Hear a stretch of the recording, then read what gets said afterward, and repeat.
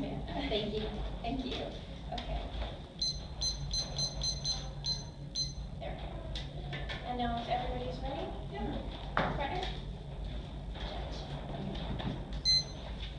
Joe Pitts and William Omer said it best in 2015. Sugar subsidies are a symbol of government-created problems that require a government solution. The federal government is taking part of every taxpayer's income, using it to enrich a select oligarchy of 18,000 big farmers. Americans around the country are working hard to fatten the wallets of a tiny group of one-percenters. It is because of this that my partner and I stand firmly resolved that the United States federal government should substantially reform its agriculture and food safety policy. First, I would like to clarify the following definitions. Definition 1 is agriculture policy. Agriculture policy, government action concerning the cultivation of land, crops, and livestock. Definition 2 is capitalism, an economic and political system in which a country's trade and industry are controlled by private owners for profit rather than by the state. The affirmative team believes that we should accomplish the following goal in this round. That goal is combating crony capitalism. Crony capitalism is a term that describes an economy in which success in business depends on close relationships between business people and government officials. Our reason to prefer it is that it is essential to protecting our democracy. If only the well-connected and well-financed get what they want out of politics, then the middle and working class Americans can only lose out on their overall influence over the legislative branch. If only the minority is being served at the cost of the majority, it is unjust. The affirmative team will show how crony capitalism today not only costs Americans their liberties, but also harms them through taxes and higher food prices. A way crony capitalism happens in the agriculture industry is through subsidies. We see this in the following background.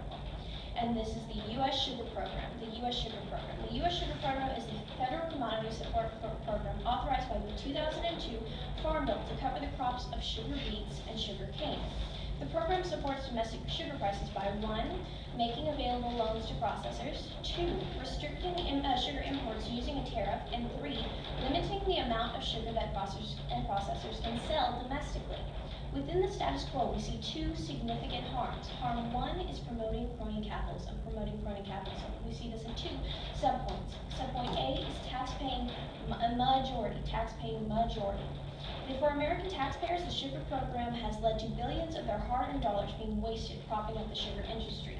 The Congressional Budget Office projects that the program will cost taxpayers an additional $115 million over the next 10 years.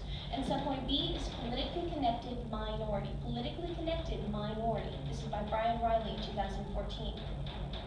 Sugar beet and sugarcane farms account for 1/5 of 1% of the U.S. farms, and sugar producers account for 1.3% of value of total farm and livestock production.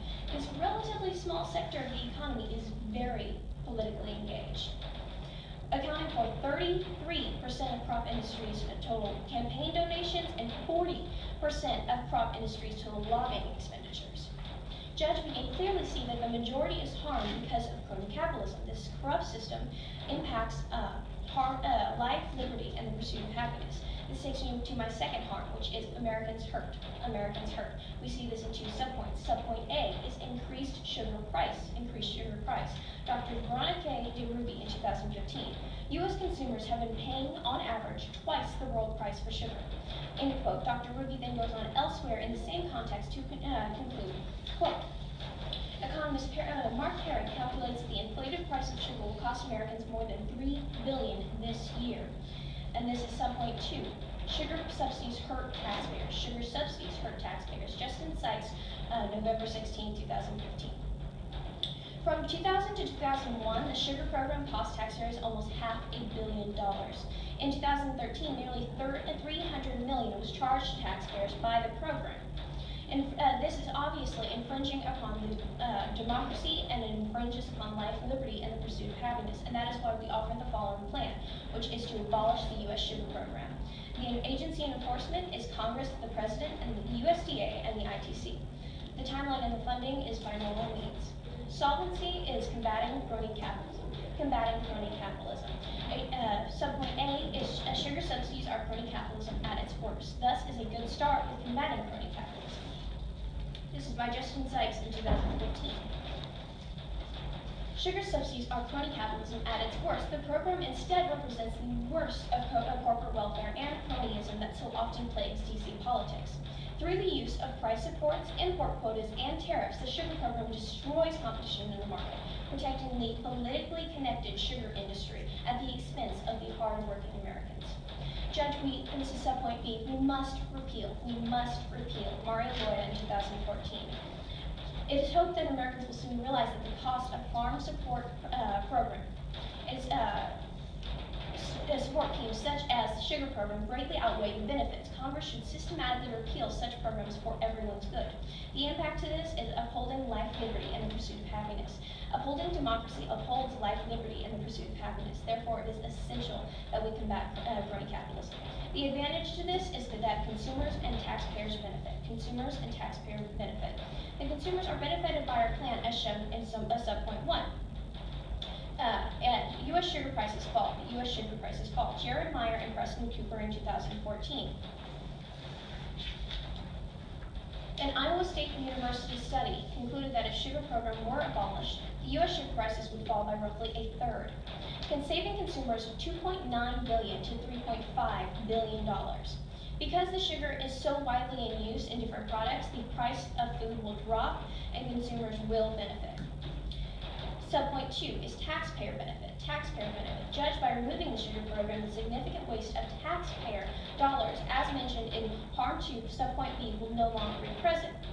The impacts caused by our plan are that we, 1, benefit the working class citizens, and 2, improve quality of life for all. Our founding fathers built this nation to uphold certain goals. These goals were life, liberty, and the pursuit of happiness. Not only does crony capitalism not uphold these goals, but it also damages our economy. This corrupt system threatens what America is all about. Anything that damages America's values, economy, or citizens' rights must be abolished. America needs an affirmative ballot. Thank you. Open for cross-examination.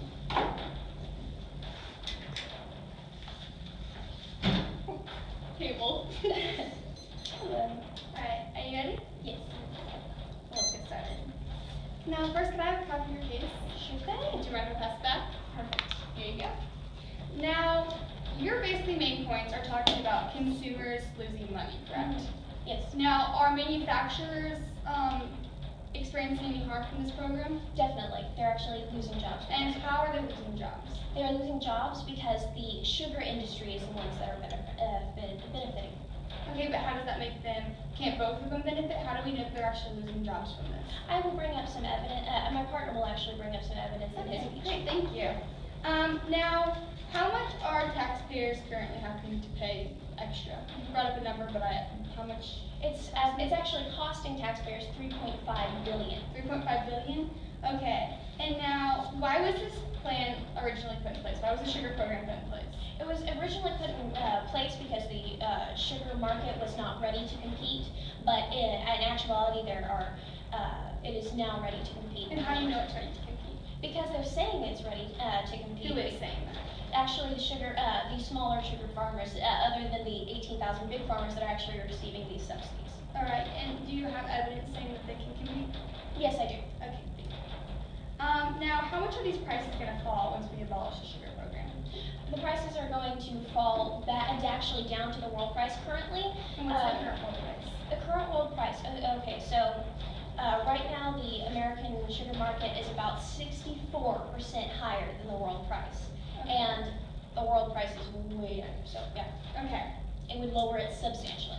And now how many jobs are we approximately losing? But losing with this program, I'm pretty sure it's about 10,000, yes. Every year, or? I actually don't have the specific year because the evidence is actually back at the I got you. And so you're talking, okay, so your plan is just abolish the sugar program, correct? Actually, not so much. Yes. So it's like that's your plan, yes. your mandate? Yes. Okay. now, Since there what are do you, not only subsidies, but there's also tariffs and quotas under this plan. now, wouldn't you agree there's an act, or not an act, there's NAFTA. You know what NAFTA is, right? Yes. And now, wouldn't you agree that NAFTA abolished the sugar program between Canada and Mexico, correct? It doesn't matter, we're abolishing aid. I know, to but I'm American saying, sugar. but like, wouldn't you agree that it got rid of it there in Canada and Mexico? You can bring up some evidence for that in Okay. your next speech. Okay, thanks.